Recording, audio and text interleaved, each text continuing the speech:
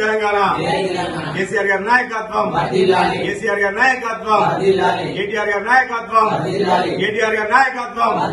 జై తెలంగాణ, జై తెలంగాణ.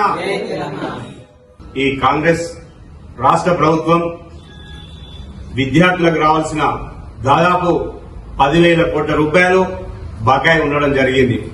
ఎంతో మంది విద్యార్థులు ఆందోళన చేస్తున్న ఈ రాష్ట్ర ప్రభుత్వం స్పందించకపోవడం చాలా దురదృష్టం. నిజంగా ఆనాడు పిసిసి అధ్యక్షుడిగా ఉన్న రేవంత్ రెడ్డి గారు ఎలక్షన్ హామీలో విద్యార్థులకు హామీ ఇవ్వడం జరిగింది. ఫీజు రింబర్స్మెంట్, స్కాలర్షిప్లు పూర్తి స్థాయిలో మేము విడుదల చేస్తాం, మా ప్రభుత్వం వస్తాయని చెప్పి జరిగింది.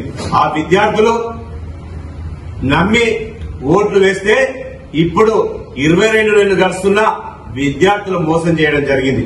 విద్యార్థులకు రావాల్సిన స్కాలర్షిప్లు, ఫీజు రింబర్స్మెంట్ ఇంతవరకు ఇవ్వకపోవడం చాలా దురదృష్టం. నిజంగా కళాశాలలో పై చదువులకు పోవాలని సర్టిఫికెట్లు పోతే, టీసీలకు ఇట్లా పోతే అక్కడ యజమాన్యాలు విద్యార్థులకు చాలా ఇబ్బందులు పెడుతున్నాయి.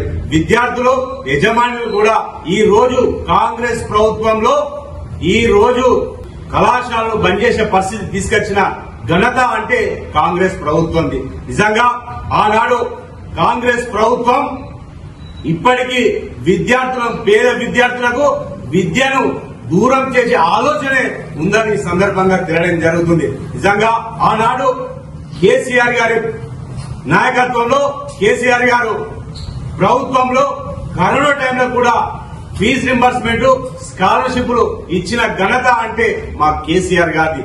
2,000 రూపాయల నోట్లు రద్దు సమయంలో కూడా మాకు విద్యార్థులకు అందరికీ స్కాలర్షిప్లు, ఫీజు రింబర్స్మెంట్ ఇచ్చిన ఘనత కేసీఆర్ గారిది. ఇప్పుడున్న ప్రభుత్వం ఇంతవరకు విద్యార్థులను పట్టించుకున్న పాపాన పోలేదు.